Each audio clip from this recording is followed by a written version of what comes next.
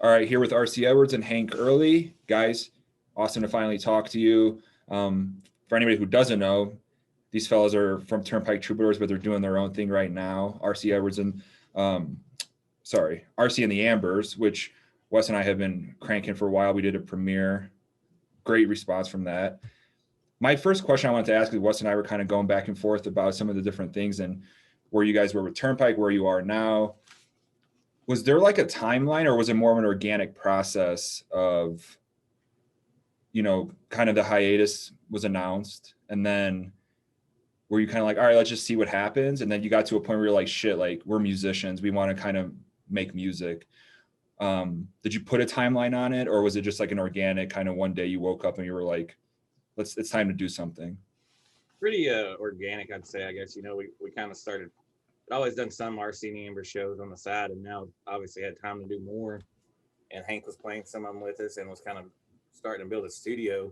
And I think you kind of pitched the idea of like we should make an RC and Amber's record once I get the studio up and running, and then kind of definitely no timeline on it at all. We just sort of did it when we get people in here and get it worked on. Yeah, a lot of it was just, we, since we're home and we had all the time, the coronavirus in addition to the Turnpike hiatus kind of like doubled up on us. So it was like, well, we got all this time. So my way of occupying my time was to start working on production and building out the home studio. And, I know that RC has all these great songs. So that was kind of every time I'd see him like, hey man, you want to make a record? Come out to the house. That was just kind of my mantra for a while until we got around to getting it started. Yeah, absolutely. And then like Kyle Nix, your guys' fiddle player in Turnpike, put out his own record as well. Was there any pressure to be like, all right, now he's got one, it's awesome, let's go do it too? I don't think so. I mean, I never thought of it like that really. I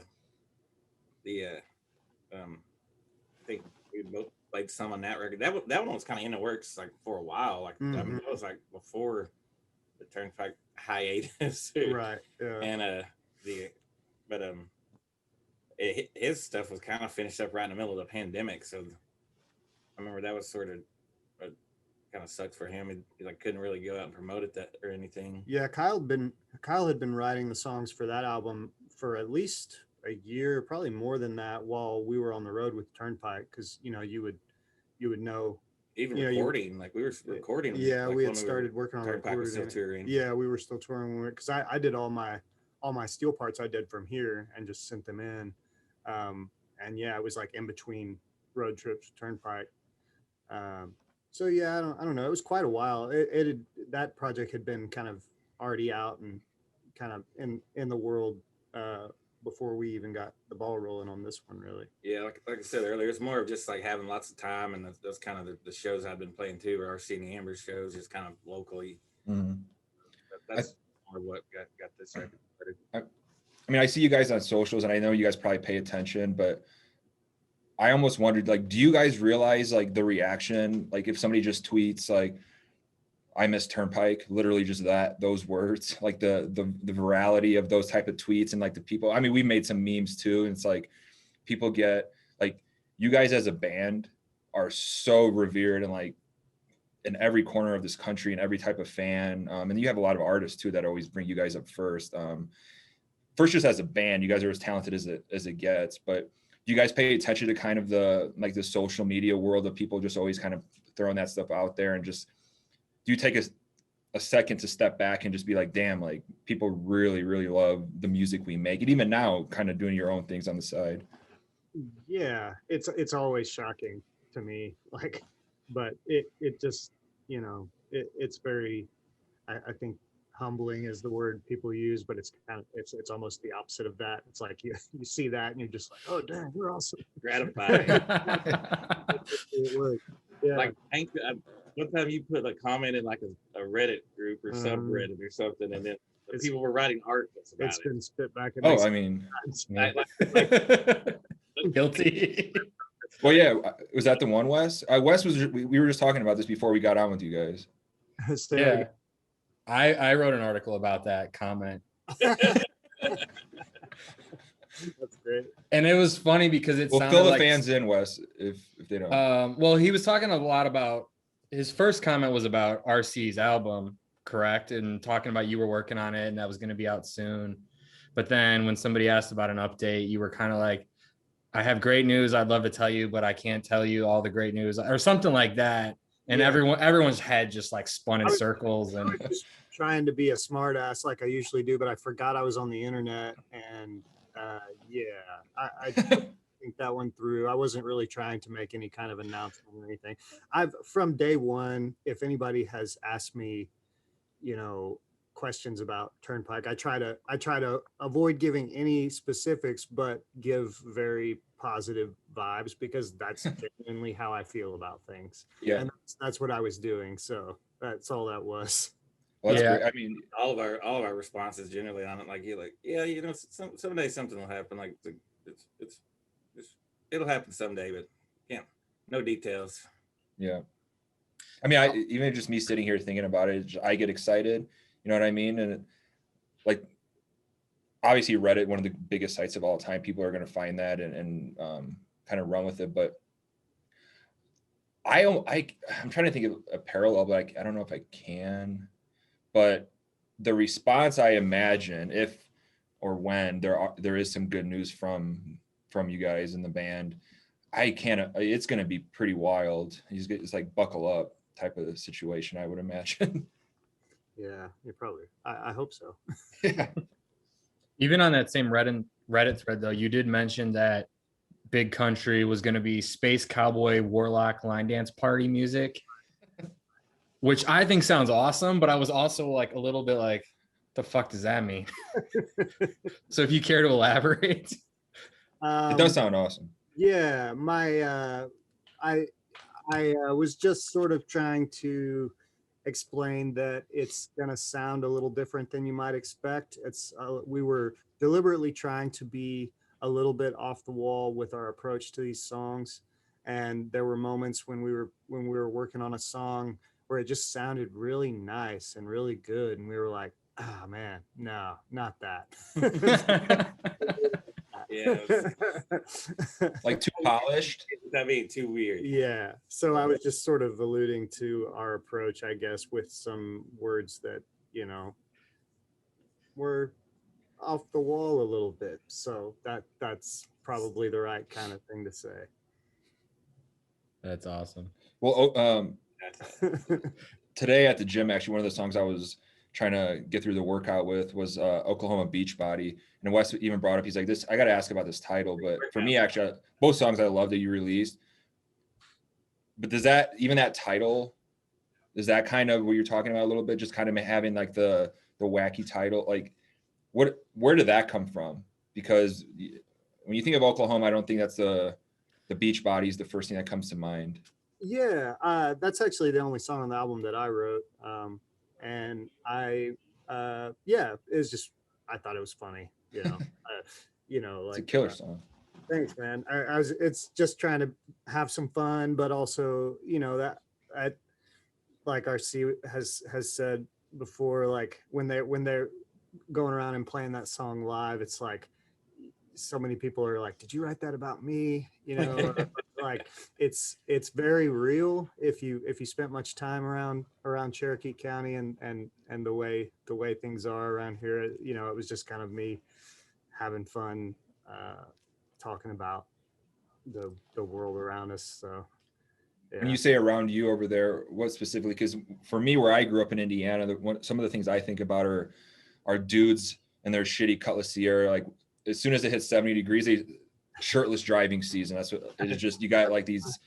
Yeah, just kind of a rolling rock in the council. Yeah, not like Malibu, California in a Jeep, shirtless driving season, like Joe Dirt driving season. So it's just like that type of thing. We're in Cherokee County, so it's the seat of the Cherokee Nation, and it's an interesting place to be because you do have such an interesting population, and I don't know, it's just kind of dudes hanging out in their trucks is pretty standard, but most Yeah. of the imagery in there is very Tahlequah, very Cherokee County, Oklahoma, Northeast Oklahoma. Probably be like a Silverado or something, like an old jacked up truck or something. Is what I always picture him in. Yeah, for sure. Not a super nice one, but Not a nice Is that a pet peeve of your? I don't know if you guys own trucks, but my dad, who's just like through and through, like blue collar guy who has a truck, but he used it like for what trucks are meant for. Always got angry when some guy had a fancy truck and it was like spotless in the back. He's like, he would say shit like motherfucker couldn't put a nail in a 2x4. Like he would get annoyed about. I'll tell you that around here, that does not seem to be the kind of problem it was when I lived in the Dallas-Fort Worth area, where that is absolutely everywhere you look. But Yeah, around here, most people driving trucks around use them. yeah. yeah, it's pretty hard to find a clean truck bed around here, probably unless they just bought it. Yeah.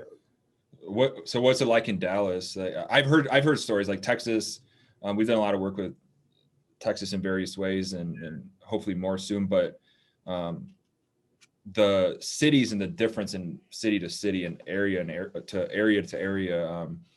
I've actually never been to Dallas, but I've heard some stories about like when you compare it to like Austin, they're just like it's completely not even. Yeah, well, I never actually lived in Dallas. I say Dallas-Fort Worth area because I lived in Denton for like 15 years, Okay. and then Fort Worth for a few after that. And even just those, because they call that the Golden Triangle, is three cities that are all kind of with Dallas that are all together and very, pretty close together. And the three personalities of those three cities is wildly different as well. So yeah, you talk about driving all the way down to Houston or down to Austin, you might as well be in another state, honestly, when you're so far away and the people are so different in all those different Texas cities, for sure. That kind of reminds me of like the Texas country and then the red dirt country conversation. And like sometimes, a lot of times they're mentioned in the same kind of breath. Or like, Oklahoma artists get kind of lumped into the Texas country thing. And even we just did a playlist and I have you guys on the cover of our Texas country playlist, but it's Texas red dirt country. Like, is that something that's like really like split in your guys' mind, or is it kind of the same thing? And could you maybe elaborate a little bit on some of the differences? That's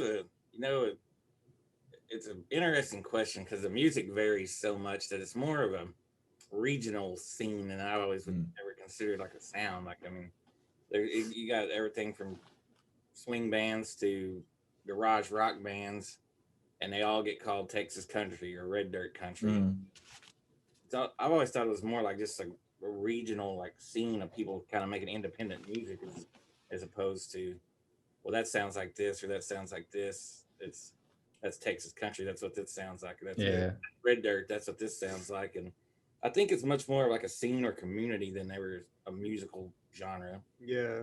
And there's definitely kind of two separate independent histories going on there. I mean, the Oklahoma red dirt music scene kind of sprung up in a completely different way than the Texas hill country thing. You know what I mean? I mean that there's trace it back to the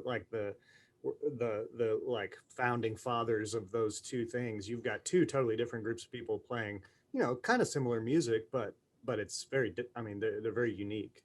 So yeah, I agree with RC that they're separate, but when it comes to being a band and how you work and what's happening and who's at what venues and this and that, it's more of like a regional music scene that is just kind of all working together and appealing to the same fans, I guess. Yeah, well, actually, sorry. I was just gonna say, I put you guys on the cover, and some guy was like, "They're from Oklahoma," and I was like, "It's about the music, Texas red dirt." Like, I'm not gonna call it the Texas / red dirt / guys from all like American Aquariums from fucking North Carolina. They play in the Texas scene. Like, I just was like, "Shut up, dude." Well, we always have these conversations, and we really started to get, only because we want to, but a lot more Texas folks on the podcast. And it's even funny, like the Cole Wetzel thing. It's like that's like rock music. I guess you would, but it's just like, oh, Cole's this country guy in Texas. But I mean, even on our podcast, he was like, when I turn 30, I'm going to actually make a country album for my mom. He even admitted it. Like, he's not making country music, you know, as they say, like, but as I think Wes and I have kind of done this Whiskey Riff thing for a while, it's just musical taste for me. And I've said this a million times, but I'm going to keep saying it. It's like, I just started gravitating more towards it. And for me, I'm like, this is just country music. Like, for me, it's what I like to hear. And it's like, I know what I'm going to hear. And I know like the worst of it is still going to be so much better than the shit I'll hear on the mainstream country radio. And for me, that's it. Like, that's as simple as that. If I want to do like a bare bones, like explanation of it. So yeah, I love it. I think there's a great musicianship to it and just things like that. Sad songs, happy songs, party songs, but in a much more, I don't know, like done just better for me. Well, I mean, most of these bands that are part of the scene, I mean, everybody is just like independent.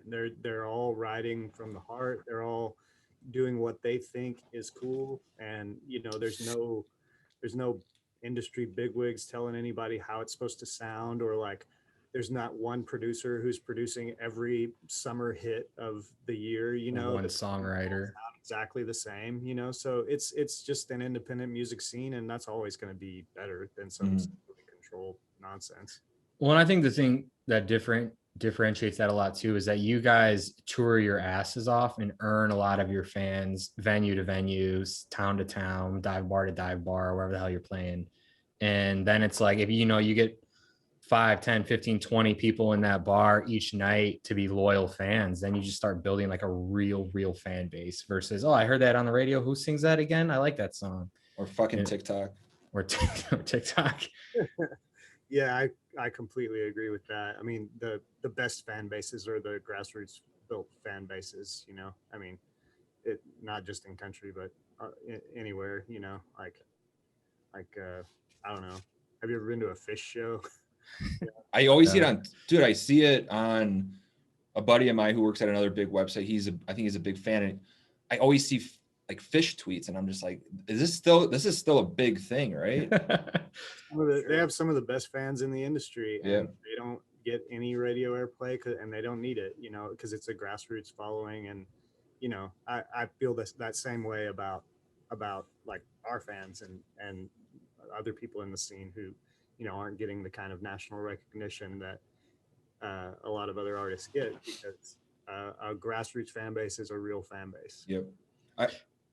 Real quick, Wes, speaking of that, I don't know what year it was, Wes, but Windy City Smokeout, right? It had to have been, I don't know, 4 or 5 years ago, maybe. Yeah, you guys played at Windy City Smokeout in Chicago, and we were there, and it's just like, you almost laugh. I remember I was kind of like, because there's like a mix, right? So there was like the mainstream, and then you guys play, and it's just like, good luck, like, to anybody who has to like follow like that type of thing, whether it's the next day or the next whatever.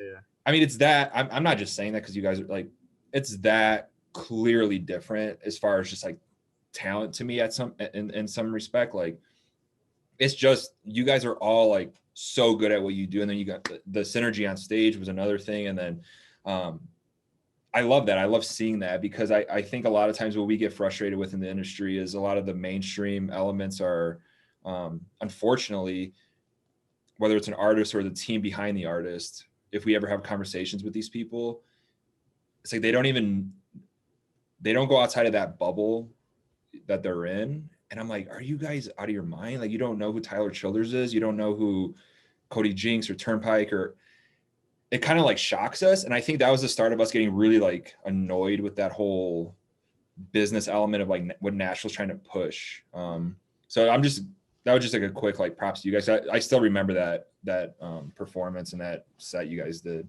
I always remember during those festivals, you know, you get a lot of the top 40 acts, and they had this almost like formula for their set list where you come out and you do the single, you do a classic rock song, you do a classic country song, you do the B side of the single maybe, and you do a classic rock song, a classic country song, then close maybe with the first single you started with. You know, we would joke about, do these guys, when they play a festival, they all play together, do they have like a meeting where they divvy up these classic rock and country songs or draw them out of a hat or something? Or the 90s covers. Who's doing John Deere Green? Yeah. Journey this week. You know? Everybody gets gets fishing one. in the dark. Who's doing Bon Jovi? Yeah. Who's got Tom Petty today? Yeah. And it's a very formulaic thing that when you see it over and over again, and your eyes kind of open to it, like wow, like. But that's got to be an issue when a whole bunch of them are together. Like I've never thought of that. That's a really good. Like if I smoked weed, that's something I would think of. Honestly, like that's probably what's going on. We're at the Windy City Smokeout, guys. Yeah, that's what that's all about. So. But you see it at these massive festivals that go on, and it's sometimes you see. I think some of the more commercial ones, like Faster Horses, some of those are Live pretty Nation ones. Yeah, they're standard like radio people, but then is it Stagecoach that has like a weird mix where like Alan Jackson might headline, and then like it's just like a weird like Dwight Yoakam and then Sam Hunt or whatever. It's like we played in between the Doobie Brothers and the Marshall Tucker Band was our spot at Stagecoach. Damn. There you go. That's a lineup there. Yeah, we saw them at the Vic too, right? And that place was packed. Mm-hmm. And we were kind of like not exactly sure what to expect because I don't think we saw you in like a venue.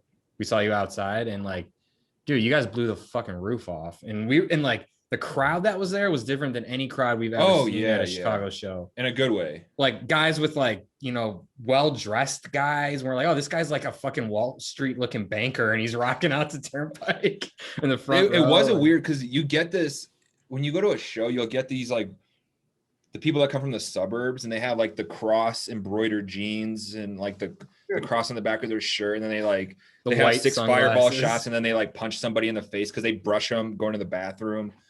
Like you have those people, then you have the college kids, and then you just have like kind of like you're like standard like degenerate, like in a good way, like type of people, and then just regular folks. Like us. That show was like it was like put together a little bit. Like people like well, because you guys are anybody who likes Turnpike to me, I'm like, okay, they have good musical taste. They're probably those like they're smart people. I don't know. That's just like what I thought. Like so it's rowdy and people were having a party and drinking. I mean, we were pretty blasted to be honest. Like we were down right by the stage. You guys just killed it. Thanks. I mean, I don't know if we've seen anybody that like puts on quite that type of show. Like I honestly like usually we sing a lot of Texas or whatever that style of music is. There tends to be this element where like also the live show mirrors like kind of the fan, the super fandom element of the people are just crazy about the music. Like where there's a lot of artists that are big on radio, but you go to a show and it's pretty awkward. It felt like perform. It felt like family there. And I don't know if you that's a good way to put it. Can speak to that as far as your fan base goes, but like it definitely felt, and a lot of artists like to say that, but that was like one time where I remember being like, oh, this feels like family. Like I feel like I know all these people. Mm. Yeah, it's really great to hear you say that. I mean, I've always felt like we have some of the best fans in the world. I mean, that like the energy that the audience puts off during a show is probably a huge part of what fuels us on stage and makes the show what it is, because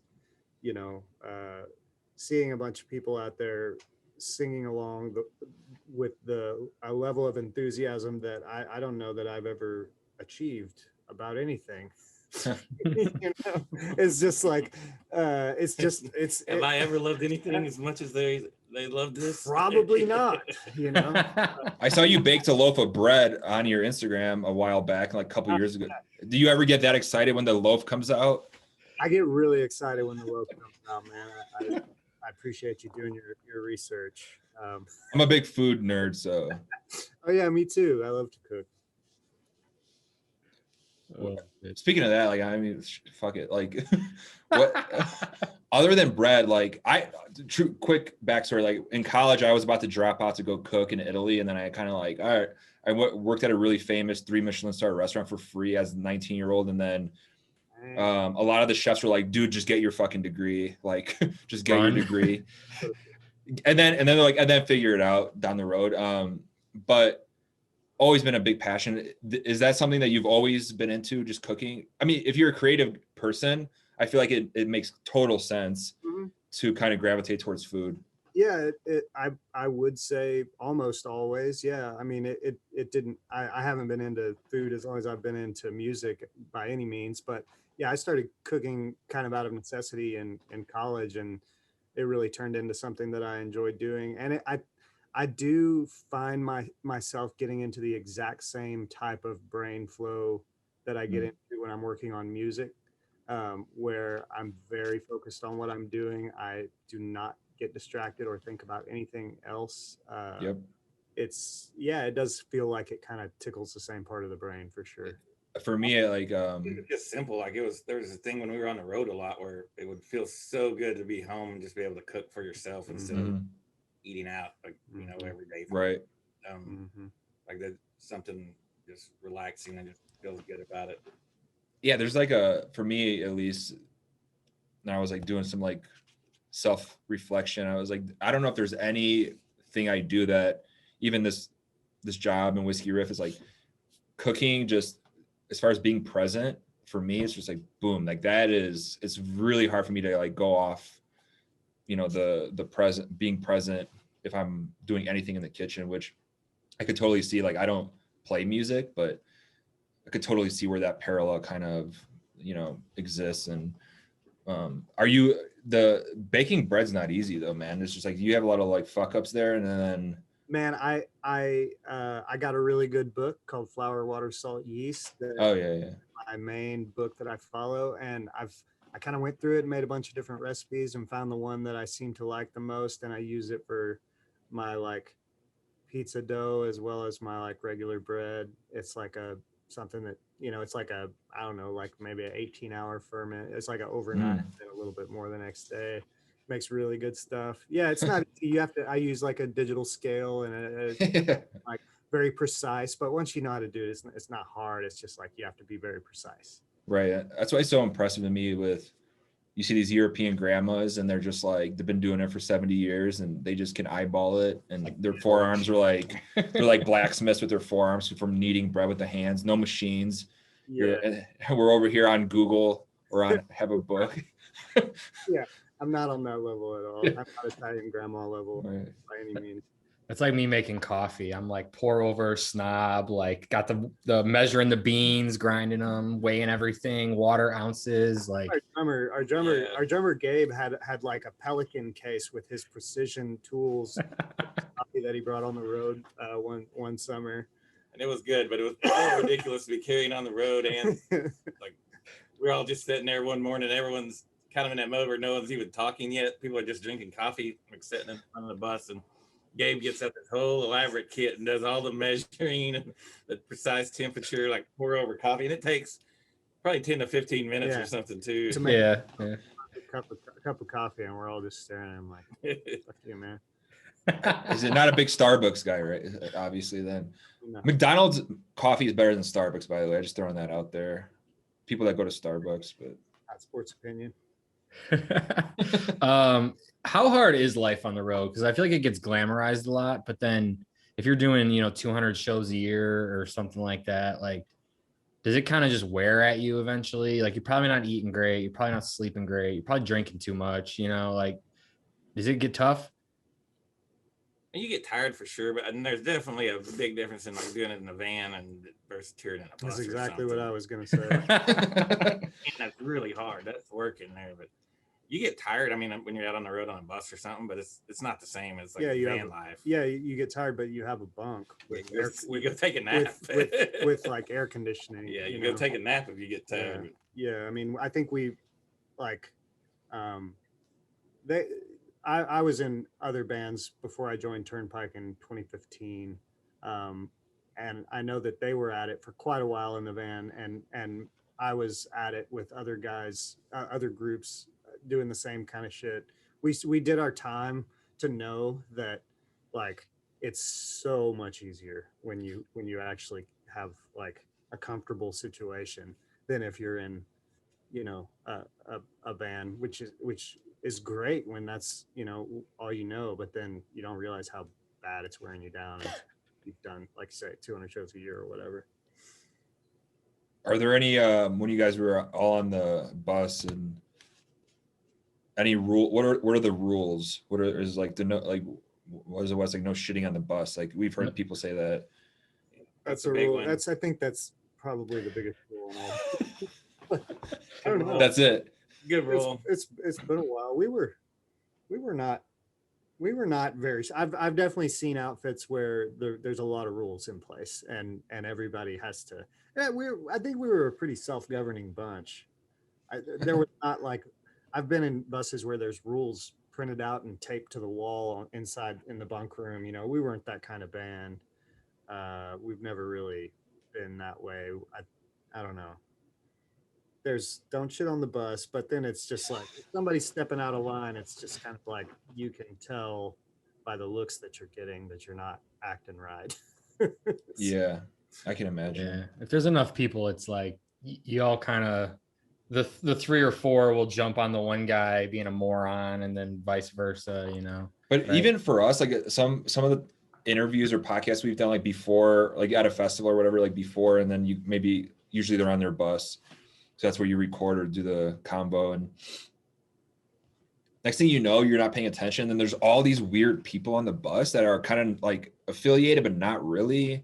Mhm. And I remember like there's so many times where Wes and I would look at each other and we're like, what the hell is going on? Like, who are these? Like, and it's There's just like 40 this person, people in here right now. yeah. And it's just like, this guy knew this person. And then it just becomes this massive, I don't know. I just feel like I would get like this is, I got to stay here tonight and I gotta, can you guys get off? Was that ever like is that a tough one sometimes with like the whole like atmosphere of that consistently every night when you're touring? The culture of the Turnpike bus is very much don't bring a bunch of people on the bus. And Yeah, I love that. everybody follows that pretty well. That was a rare Beautiful. us. Like it was Beautiful. fine if it happened, but yeah, we were all pretty self-aware of that, and we had a bunch Yeah. of friends, we'd go hang out somewhere else. There's no Cool. we didn't really party on the bus, you know. That's Yeah. like really well. It's like after the show when it's party time, whatever, go to the bar. I mean, that's what we all did. So we would just find a bar. Yeah, I think fans have like a weird, because we've gotten asked questions. I think fans have like a weird perception of what it's like. I'm like, this isn't like 80s hair band era. It's not Motley Crue for most bands. Yeah, it's usually you just sit there and somebody plays music, or they got the college football on the TV, and that's kind of, Yeah. you just kind of sit there, you know. But it's, yeah, I mean, we've seen some of those buses, and man, they're nicer than most of the apartments I've ever had growing through college in my 20s. I mean, no joke. When you said you guys would like hop off to a bar, would you just like find like a local spot that was just like a dive bar or something cool, or how would that go? Always try to get as far away from the venue as we could and within walking distance, you know, and find one, like the weirder the better. Like Yes. Yes. like what's the Somewhere city? in Kansas. Somewhere in Kansas, we found this. Me and RC found this dive bar that will live in our minds forever, called the Noose. It was the strangest bar we'd ever been to. It was like a Hunter Thompson book, like just Yeah, man, I can't even just take our, you know, like wood paneling. I just try to remember weird lighting, a few weird drunk details. people, like to try like drag queens and Spanish karaoke. Yeah, it was all over the map. Like, and we walked in and we just looked around and we looked at each other just like, yes. Almost like a Twin Peaks vibe. Dude, Yeah. that is like that phase in an adult's life where like when you're in your 20s, you go to those like douchey places or sports bars. And then for us, like Wes and I, like we really got into the dive bar thing a while ago, because it just, we could talk about work and maybe prep for a podcast, but have like peace and quiet doing it. Yeah. Speaking of Chicago, there's one called Richards. I don't know if you guys, it used to be right next to Windy City Smoke. You ever been to Richards? No. I No, don't think so. So, our bar in Chicago was the The chip chip in. in, yeah. okay. Richards was like still allow smoking, which Chicago got rid of smoking decades ago. The pickled eggs, you could get it, you could buy a 6-pack out of the cooler, drink it there maybe. Probably like a bag of Fritos for a quarter or some shit like Yeah, that. I mean, just like, and then they had a crawl space from what I've heard that back in the Al Capone days, like would go to the Italian restaurant. There's one of those type of places. I'm like, any place like that, like I'm in, right? You just, Chicago has great dive bars. I have a huge pet peeve of when a dive bar, somebody tries to be a dive bar, but it's more of like a facade. They're trying to be hip. So like, we're going to make it look like a dive bar, but like, it's like a restaurant group that has 30 restaurants that are like, that is doing it, you know? Because a dive bar is supposed to have a shitty chair that doesn't really kind of is not level, that's got torn up, right? You know, it's You can't fake that like dive bar patina that comes from years and years of like sweat and smoke. Like that. yes. Yeah, that's only the real thing. Have people filing one leg down to make like the bar stools uneven, like at the corporate places. Like, and the bartenders at these places are like therapists, right? They're just kind of like, they've been there for 60 years. They know all the stories. You sit down, you have a beer by yourself. Like, you're probably going to get some good life lessons from that guy or gal behind the bar. Like, those are the things that I'm just like, And if you're new, they're like, who the fuck are you? What's your story? Yeah. And you're like, I don't know. I just walked in here. And they're like, okay, have a seat. What do you want? Yeah, like when we went to the Chip In, you know, I mean, it was like I gotta Google this place. I've heard of it. I just never been. It was the Chicago handshake. You know the Chicago handshake, right? I mean, it's Yeah. like I would not Malort. do that unless it was given to me by, you know, a bartender who looked like he had like done his time, you know. Mhm. Are you looking it up, Wes? Yeah, I'm looking it up right now. It's old. It's really old. I'm curious. I lived in Chicago for like 13 years and I just moved to Colorado. So I'm trying to figure out why the hell I never went there. It's in like a residential district. It's in like a Noble Square area, Oh, okay. Ashland in Chicago, it looks like. Huh. I might have to stop in. That's a good one. So what's next? Is there an update with the full album release for RC and the Ambers or no? It'll be September 10th. The full album will be out. Nice. And is there any plans to release more songs on the way? We'll have one more single coming in August. You know, the day of. It's like the second Friday, or it's a couple weeks away. Yeah. And Excuse me. the Gravy and Biscuits, but yeah. And it's out for pre-order now and everything, and you get the singles if you get the pre-order now. Nice. Yeah, the full thing September 10th. We brought up Oklahoma earlier. We had a funny note. Like we had a post on the site a while back of famous like artists or bands or whatever and where they came from. And I think we underestimated like how many people from Oklahoma, like big names even. I forgot about Garth. Yeah. Garth. Harry, Blake Shelton, Vince Gill, Toby Keith, and then Roger Miller. You know, like, do you think Oklahoma is underrated as far as a state of like powerhouse country music artists? Power ranking I think underrated states. It's definitely not here because we know who all those people are. Maybe other parts of the country. It's pretty impressive, like per capita, I would say, how many country artists come out of Oklahoma. Yeah, we don't have that many people here. Man, I moved here about 3 years ago. Like I said, I'm from Texas. I was living in Fort Worth before I moved here, and getting involved in like the Tulsa music scene has been so much fun. Man, it's really awesome. And saying that coming from the DFW area, which is a huge, awesome music scene as well. Like Tulsa really, really impressed me with like how friendly it is and how the caliber of musicians that are there. And, you know, it's great. I mean, if anybody's ever in Tulsa, go to the Mercury any night of the week and hear an awesome band. I've heard. I was gonna say Grady Smith went to Tulsa. Yeah, he did, and we premiered a video of Joshua Ray Walker playing at the Mercury, and looked like a cool ass place. Like I've never been to Oklahoma, but totally get what you mean about like that. Even Mike from the Hippies and Cowboys, I think he said he wanted to move there. Oh, to Tulsa, yeah. Come on, Mike, come on down. What's are there any, as far as music right now that you guys listen to, you guys keep it, are you keeping it country as far as like the stuff you listen to that's day to day, or are you kind of all over the map? Personally, I don't. I go all over the map. I do listen to country, but I like to listen to the new stuff that comes out. I mean, the album I've been listening to the most that recently came out was the new Leon Bridges record. Yeah, I mean, I like to bounce all over the place. Nice. Yeah, I'm all over the place generally too. I don't know what you even call it, like old timey, like just old timey music, sort of little appellation. A guy named Nick Schollers, been Yeah. real. Like we're actually getting to play with him Sunday, so I'm pretty excited about that. He's an Arkansas guy.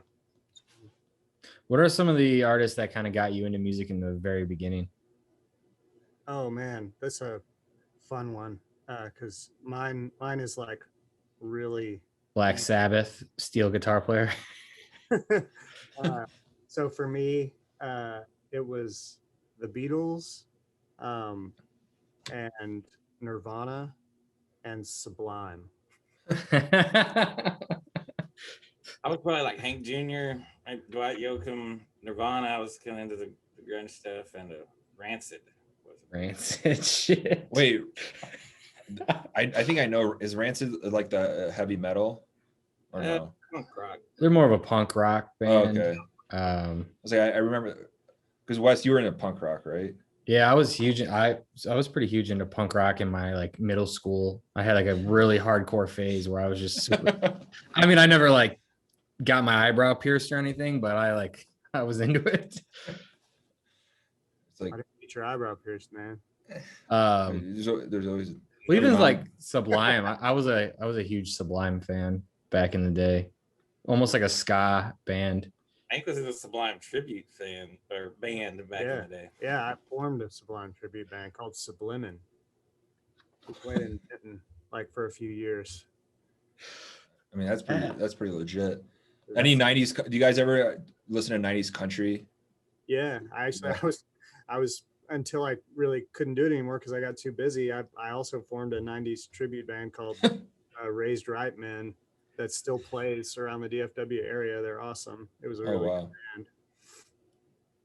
What are some of the underrated, because I think we have I don't want to say for sure, but I'm pretty sure we have the largest following of a 90s country playlist on all of Spotify, Wes. I'm pretty sure. I would say so. Yeah. I'm just gonna say we do, even if we don't. It's a good following, and we recently revamped it and added a bunch of these kind of like unsung, people you forgot about, right? There's a lot of people throughout that decade, and anybody from that decade that you kind of go back and go, man, that was so good. Like maybe like not a big name, but man, it's hard because most of the stuff that we would do would be like there's a bunch of one-hit wonders, yes, guys who had like a handful of hits that are like in the lexicon that you can't get away from. I don't know the name, like, but these people aren't like unknown because they had hits. They had true. Yeah. Like I like the big harmony groups, like the Black Hawk or Wrestling. Black Hawk. Yeah. Big fan. I like Billy Dean came on the other day for me, and I was like, oh yeah, like he has some catchy ones. Like we just disagree, right? For a little while, was that Billy Dean? Yeah. He's holding. Yeah. A hell of an era. I mean, and that some of that sound has kind of creeped back into the mainstream, which is, I think, been way better than what we went through like 5 years ago with that whole thing. So good stuff. But country music. I guess real quick before we wrap up, being in Oklahoma, you guys live down the street from each other. Are you planning on trying to secure that $3 million bounty for capturing Bigfoot in the state of Oklahoma? I follow a group on Facebook that's like always right there, just about to get him, so I feel like so close. He's elusive. I think Bigfoot would turn it in and collect it, turn himself in and collect the money. Think what that money could do for that guy. Buy a reserve to live on. That's how I see it playing out. Wes, Farm. Where was that video, Wes, that we shared last week, I believe, of the guy who's walking across the, people are like, oh, this is it. I'm like, this looks like Dog the Bounty Hunter. I think it was in Oregon. Oregon, okay. Guy or something. Well, everybody was freaking out. It was going viral. Was that? Is there And more I'm like, than this one looks- Bigfoot, or is there just one? And is he in Oklahoma? Like, I don't know. It looked like to me, if you go to the gym and there's the 70-year-old guy who's got like the beer gut and skinny arms and skinny legs, whose skin is like leather, who's been just tanning all the time. He's retired. And he's got a hairy white chest, and he's just walking across a river. That's what it looked like to me. I'm like, how are people looking at this and thinking it's I'll Bigfoot? give you a hot tip on the most clued in Bigfoot hunter in the country music scene, and that's a guy named Charlie Shafter. Look him up. Dude has great songs. His newest album was produced by oh shit, I just blanked. That's embarrassing. But look him up. He's a great songwriter, and get him on here, and he will tell you all about it. Well, there we go. We got to There you do go. that. Charlie Shafter, the foremost expert on Bigfoot hunting and country music. Well, guys, We're going to Oklahoma with him. any rest of the year though, last question, as far as tours, shows, you guys gonna go out there and hit the road a little bit? I know you guys are probably pumped to be able to just play semi-normal shows after the whole COVID thing. What's the rest of the year looking like for you guys? It's still kind of getting mapped out. Like just now getting where we can sort of spread out and do like normal stuff and do festivals again. Like so we got a pretty cool festival here in Tahlequah in September, which will actually be the same week that I was at Diamond Stone, where we used to do Medicine Stone out at the river here. And that one should be pretty fun. I think we're both playing out at that one. And it's kind of that and getting the album out, seeing what goes with it. Our single right now is a Drunk, High, and Loud. I don't know if we've talked about that one yet. That's one. I meant to tweet that. Right. I'm gonna tweet it after about like that's what we're doing right now, getting drunk, high, and loud. I love that song too. I was like, I've been cranking that one for a while. And that's Sort a of fun hard one. to tell what's coming next, but yeah, it just kind of it's a whole new world. Yep. As Aladdin used to say. That's a perfect way to end it. Guys, thank you so much for joining us, and can't wait to share more of the music, the new music, and Yeah. the Turnpike fans, they'll be waiting. Appreciate Yeah. it, man. Thank you guys for your help. Right on. Yeah. Absolutely. Big country. Go and get it.